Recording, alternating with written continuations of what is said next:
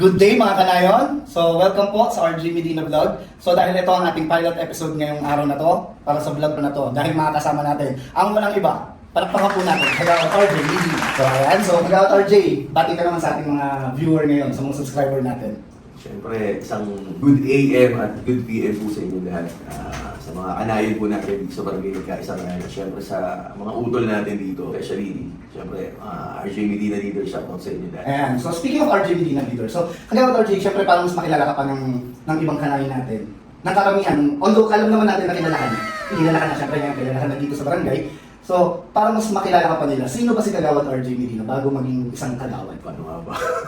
Well, siyempre, tulad nung mga ordinaryo lang naman tayo. Isang ordinaryong naghahanap buhay, negosyante. Hindi niyo po natatanong, siguro 16 years old pa lang ako, naghahanap buhay na ako. Bukod dun sa nagkaroon ako ng sariling business siguro, mga around, yun nga, tama, mga 16 kasi nag-working student ako at the age of 14 years, mag-15 ako nag-working student ako sa SM Purview. Actually, kung di mo natatanong, isa yun sa mga hindi ko makakalimutan na experience. Kasi isipin mo ako ng Fortune High School, nung nag-summer, yung ibang mga bata, tulad ko, bata pa ako nung time na yun, ang ini-expect namin, yung hinihintay namin is yung bakasyon. Kasi ikaw, tulad mo, taga isang lugar tayo, diba? Yes. Sa Reliance. Tayo, ang hinihintay lagi natin, iba yung lugar natin eh. Masarap kasi puro sa lugar namin, hindi mo natatanong. Lalo na nung mga late 90s, kaya shoutout sa mga batang 90s dyan. Kasi kami, dati pag di ka nakakalabas ng bahay, lalo na sa gabi, parang di kumpleto yung buhay mo. Kaya nga, malungkot ako nun, nung nagbakasyon, in-expect ko, tatambay kami, syempre. Pero hindi, baliktad po yung nangyari sa akin nun. Kasi after nung bakasyon namin, nag-start na po kagad ako na mag-working student. At yun po naman pagiging working student ko, isa naman po yun sa mga malaking naiambag po sa buhay ko, kung nasan man po ako ngayon. Okay. So talagang bata pa lang, no? At an early age ka lang, nandun na, nasa dugo nyo na yung kasipagan. Actually, tulad nga ng sabi mo, dun sa lugar natin, pag bakasyon na, summer break, yung iba, outing, ganyan. Pero karamihan sa mga kabataan, ka-age natin, dun sa lugar natin sa Reliance is, yung iba naghahanap talaga na mapapasok ang kumpanya, natatanggap ng summer job. So yun. Bukod sa pagsa-summer job mo, syempre, napagsabay, after nun, aral ulit, di ba? So, after mong mag-high school, saan ka naman pumasok? After ko mag-high school, ayun, nag-ano ako. Yun, actually, hindi nyo natatanong. Kaya minsan natatawa na lang din ako, nakwento ko nga sa misis ko yun. Siyempre, shoutout dun sa napakagandang camera woman pala. Nag-iisa kong asawa, ay Vanessa. Shoutout sa Tol. Tinod. Babe, syempre. Ibig sabihin, kasi, yun nga, nawala tuloy ako. After nung nag-working student ako nun, syempre college na ako. Nag-college po ako sa NCBA Purview.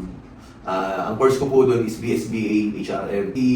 Idol ko na rin ngayon yun, Tol. Si Tangkol, Coco Martin, kasabay ko doon yun. Bali nung freshman kami nun, siya naman nun, senior na, fourth year na.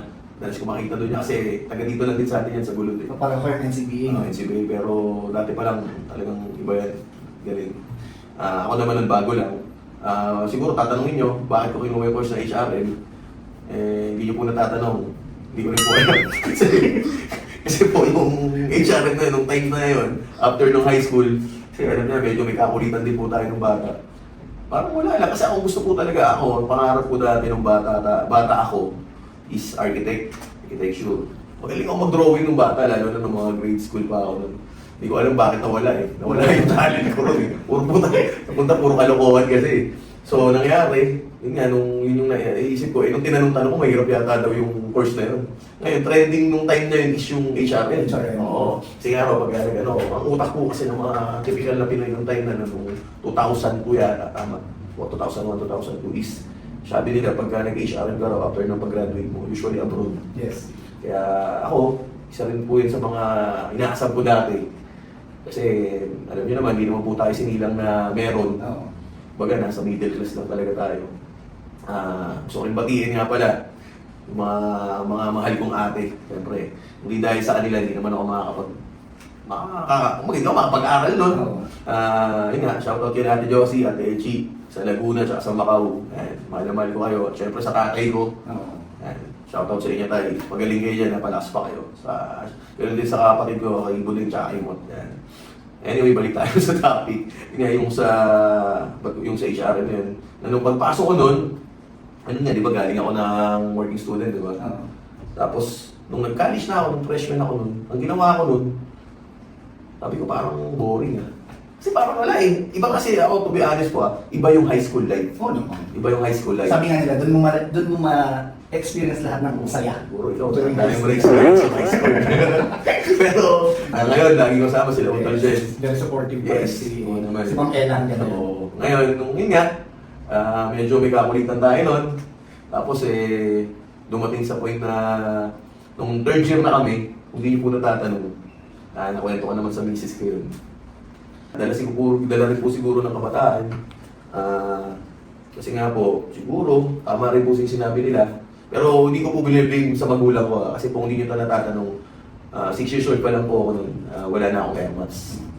Pero mahal na mahal ko nanay ko. Until now, kahit bata pa lang ako nun nung nawala siya, hindi ko makakalimutan yun. Ramdam na ramdam ko yun hanggang ngayon.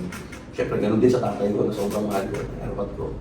Yun nga, hindi ko sabihin, siyempre, siguro, kung kumpleto lang siguro yung parents ko nun, baka mas nag-aid pa nila ako ng gusto.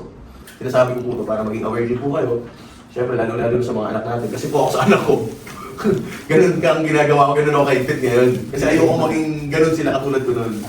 Kaya kasi nung time na yun, kasi nagkaroon na ako ng offense nun. Ganun kalala. Tinalo mo, pinakyaw mo lahat ng... Yes! Wala nga ito Ma'am Bargara, shoutout po sa inyo. Principal namin yun. Until now, nasa ICS pa rin kasi Sir Madre. Nakasabay ko po mag-gym yan, Sir Madre. Ibig sabihin, naubos na lahat nung offense, nung sanction. Ibig sabihin, siguro, medyo kilala po kasi yung angka namin nung time na mababait din. Mababait. Sobrang mababait. Isa sa mga mababait sa barangay. Lalo na sa Reliance. Hindi makikilala ang Reliance. Alam ng mga taga doon yan. Yan po ang talagang mga tito ko. Ayan sila. Ito natin, sila Kwato. Mga sobrang bait yan. Pero kahit po ganun, napakadaming kaibigan yung mga totoong kaibigan. Kaya natatanong, ako po, bukod po sa mga ate ko na nasa abroad noong time na yun, isa rin po ako sa nagpo-provide sa airpot ko. Sumagamot niya. Ano po yun hindi inuutos sa akin ng tatay ko yun, ng airpot yun. Kusa po yun, kasi ganun ko kamahal yung airpot ko. Kaya pagdating nga po sa matatanda, medyo iba yung, iba yung pakiramdam ko pag nakakita ko. No? Kaya, yung mga shoutout sa mga kabataan dyan, sabi nga ni Neneng B, di ba? Pero mahalin niyo yung mga magulang niyo. Tama, yun yung importante. Kasi, importanteng gawin ng mga anak, yung mahalin ng mga magulang. tulad ako, di ba, sabi ko nga 6 years old pa lang, wala na sa airpot. Ako, aminado ko ngayon, madami kong pagkukulang sa airpot ko kasi unang-una siyempre may pamilya na rin tayo. Pero alam ng mga kapatid ko yun, alam na nagbabantay sa airpot ko yun, shoutout kay Marlon, lagi siya nag-vlog din. Na nag-live po yan pag pinapakain si tatay. Malaki utang na loob namin yung kay Marlon. Kung hindi dahil sa kanya, paano na kaya, di ba? So, sabi ko nga, Lon, salamat, maraming salamat sa iyo. Yun nga, swerte nyo kung yung mga airpot nyo malalakas pa. Di ba? Ano nyo, grab nyo lang. Hindi lang airpot, syempre pati airmat. Yan. I-ano natin sila, i-alagaan natin mabuti. Ganun din, syempre, sa mga lolo't lola natin. Kasi pag wala na talaga. Hindi na, kumbaga, late na, hindi na natin mapaparamdam, hindi na natin mapapakita yung pagmamahal natin sa kanya. Kaya, shoutout din syempre sa napakaganda kong biyanan, sa mahal na mahal kong biyanan. Kay Mama Yoli, mama ni Vanessa. Ayan, tulad ng mga kinuwento mo kanina, yung mga kalokohan mo during yung kabataan mo, nung high school, college, ganyan. So, dun sa mga nakwento mo na yun, syempre, hindi naman tayo i-define ng mga maling nagawa natin kung ano tayo ngayon. Diba? At saka base dun sa mga kinuwento mo kagawad is, magaling kita ko na ikaw yung tao na pag meron isang goal, is hindi ka tumitigil hanggat hindi mo na-achieve yun. Tama? So, oo, kasi ako sa totoo na lang po nagpapakatotoo lang. Ako kasi po, unang-una, gaya nung lagi nyo sinasabi nung campaign nun, hindi naman po kasi kung politikong tao talaga ang tutusin. Kumbaga sa akin, gusto ko po kasi, sabi ko nga pag tinatanong nila ako nun, ba't ako, ano bang sikreto? Ba't nagustuhan ako ng mga tao? Especially dito sa barangay natin, nagkaisang natin. Sabi ko, wala namang sikreto Totohanan lang Sabi ko nga sa kanila ngayon, lalo na nung campaign, lagi kong sinasabi, kung ano nyo ako nakilala nung campaign, kung nakikita nyo akong ganito, di ba? Kung nakikita nyo akong, sorry ako, aminado, nakapagmura ako. Kung ano man yung pinapakita, bumabati ko sa inyo, humingiti ako sa inyo, niyayakap ko kayo. Pasensya na po, pero yun po talaga ako. Kasi bakit? Sabi ko nga, wala sikreto, magpakatotoo ka lang. Hindi ko naman, una-una, hindi po ako perfecto. At una-una, hindi po ako ganun, hindi ako magaling. Hindi ako sa akin, lagi ko sinasabi, anong baga, hindi naman tayo pabibong tao na lagi ko sinasabi na, eto ako, pagka, hindi, kung halimbawa, tulad yan, may eleksyon man o wala. Kasi di ba po, usually pag may eleksyon, pakabait, lahat, binibigay, kahit wala kang hinihiling, binibigay. In-offer lahat ng Oo, di ba? Tapos yung mga hindi pala bati, lahat ngayon, binabati. Di ba? Although yun yun, yung laro nila, ano yun, all politics yun eh. Totoo na naman. Although, hindi ako ganun politiko, pero alam naman natin kasi isa rin ako sa mga naging botante. Yes. Di ba? Ngayon ako, sabi ko, babaguhin ko yun. Basta ako, ano nyo ako nakikita ngayon, kung sino ako, yun ako. Pag may, sabi ko nga, pag may humingi, alam na mga kabarangay natin yan. Alam niya rin lalo yun na, pag may humingi lumalapit sa atin, hindi na natin pahirapan. Oo, hindi lang naman yan eh. Di ba? Pagkakaya ko, gagawin ko. Pag hindi ko kaya, pasensya na po. Pero hanggang maaari, ginagawa ko po ng paraan. At bukod doon yan. Sabi ko nga eh, iniisip ko na lang walang camera na ano sa atin. Di ba? Kasi ito na parang ngayon, naramikuhan-tuhan na tayo. At least ako, narasabi ko ng kahit pa paano galing sa puso ko. Kasi, pag sa mic, dati, lagi akong pinagtatawanan. Until now naman, hanggang ngayon. Pero kahit pa paano, tingin ko naman may improvement ng konti. Kasi, daw dito, sabi nila, puro pa pogi lang yan, o ano yan, hindi na marunong yan. Ito mo engot-engot magsalita, parang gano'n. Sabi ko nga ako po lagi ko sinasabi, lagi ako humingi ng pasensya. Na pasensya na po kayo, hindi ako marunong, hindi ako ganun kagaling magsalita. Pero yung iba, di ba, kung magpaliwanag, kulang na lang, magtalumpati, kulang na lang. Ang galing, ang sarap sa tenga. Ang tanong, asan yung gawa? Ako po kasi, lagi kong sinasabi yan. Lagi kong sinasabi ng paulit-ulit na pasensya na po kayo. Hindi man po ako ganun kahusay magsalita. Pero aasahan niyo po sa gawa.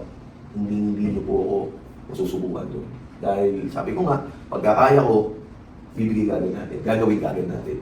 Hindi na wala nang masyadong pait pa, ano-ano na, alam mo yun, hindi yung ang galing-galing mong magsalita, pag tinawagan ka, hihingi lang sa'yo ng bigas o ano-ano. Kahirapan pa. Oo, maraming nangyayaring ganyan ha. Marami. Hindi ko po, wala akong pinapatamaan dito. Kumbaga in general na. Yes, oo. Hindi lahat ng mabait sa'yo during election period is mabait sa'yo hanggang sa matapos. So ayun, tulad kanina na syempre binati mo ang ating napakagandang misis mo na si Ma'am Vanessa Medina. So ano naman ngayon si Kagawad RJ para sa kaalaman ng ating mga viewers ng mga subscriber natin, ano si Kagawad RJ bilang isang ama?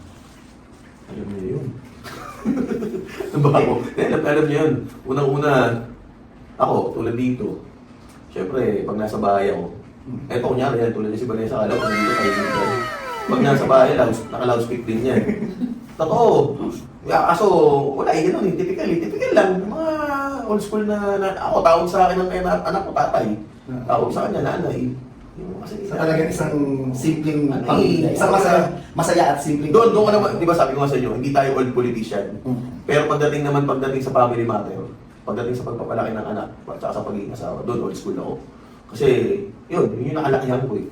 Kumbaga, pasensya na po baka may ano rito, pero namamalo ako ng anak ko. Lalo na pag alam natin mali. Pero yung palo is for sure palong disiplina. Oo naman. Kasi iba naman yung palo sa Hindi gulo. okay. Kasi bakit ako naniniwala ako sa ganun. Kaya nga sabi ko sobrang idol ko si Tatay Digong eh. Pinapalo niya rin yung mga anak niya. Ganun din ako, natutuwa ako sa mga anak ko. Kasi sobrang ano ko niyan eh. Pagdating nga ng gabi niyan, lalo na ngayon, dati wala cellphone. Ngayon, pag ano, may video call na, nagugulit ako. Pero pag dating ng gabi, yan, na dapat trabaho ng nanay.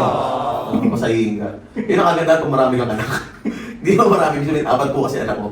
Yan, siyempre, napakasipag kong anak na maganda. Yan, si Hailey. Si Hailey, siyempre si ER, yan, ako, nagdanap ko yan, si Yuan, tsaka si C3, yung junior ko. Bakit yan pag pumasok na ako ng kwarto? Alam, kahit sabihin mong napakalo ko yan ha, kasi makukulit eh. Minsan, ang pinakaparusa ko sa kanila, face the hole. Oo, pag talaga sobrang kulit, napapalo ko ng tsinelas yan. Sa kamay, sa puwet, yun lang naman. Pero kahit sabihin mong umiyak yan, napalo ko yan, basta pagpasok namin ng kwarto, alam na nila kagad kung saan sila pupwesto. Yung dalawang anak ko lalaki nasa paa. Tapos si Juan sa ulo, si Eli sa kamay. Ganon, kaya sarap. Hindi sila siya pa rin nakalal bata, pero alam mo, ramdam mo yung pagmamahal pa rin siya. Kasi yung iba kasi, kailangan kasi dyan, hindi po ako naggagaling-galingan bilang ama lang din. Kailangan na kasi dyan, pag napalo mo sila, after nun, itiisin mo yan, kailangan itiisin mo eh. Kahit minsan naawang-awa ka eh. Pero kung kailangan gawin mo dyan is, paliwanag mo sa kanila, bakit mo ginawa rin. Diba? Hindi yung bakit pinalo mo lang dahil gusto mo lang. Paliwanag mo. May reason kung bakit sila Oo naman. disiplina. Oo. Diba? So, isa trivia lang din sa mga viewers natin.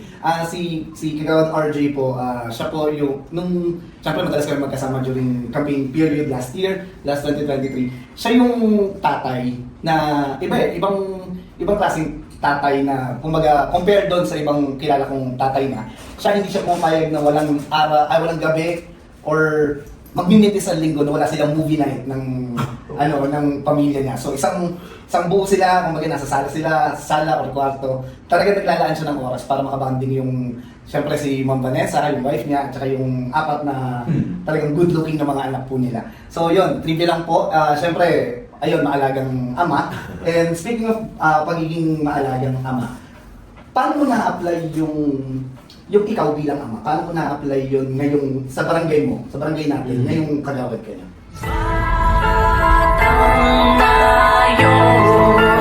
RJ